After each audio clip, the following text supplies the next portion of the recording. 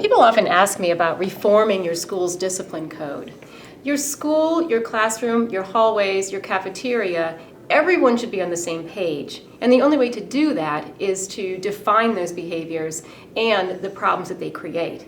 If you're going to talk about reforming your discipline code, one of the things we do is an exercise that looks like this. Basically, take all those behaviors that you deal with. Let's say kids are talking out. Kids are swearing. Kids maybe are fighting.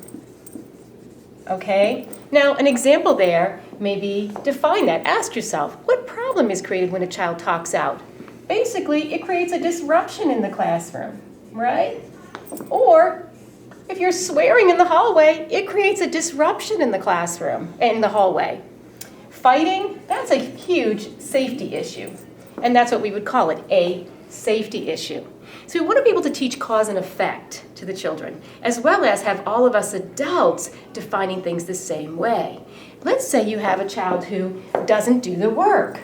We call that no work. With a child who says no. What is that? Well, ask yourself this question. What problem is created when the child displays that behavior? It's out-and-out refusal. And that's what we're going to call it. See, these are our primary problems in some of our schools. So if everybody calls it a disruption or a refusal or a safety issue, then we can all record it the same way. We have discipline data that's very consistent, and we can respond to not only those frequent flyer children, but the areas in our building that need the most attention.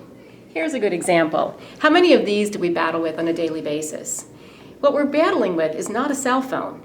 Because let's face it, everyone has a cell phone, and they're going to continue to have cell phones. The issue is, if the rule states that you can't use a cell phone while you're in class, then the real problem is not the cell phone. The real problem is what we refer to as refusal.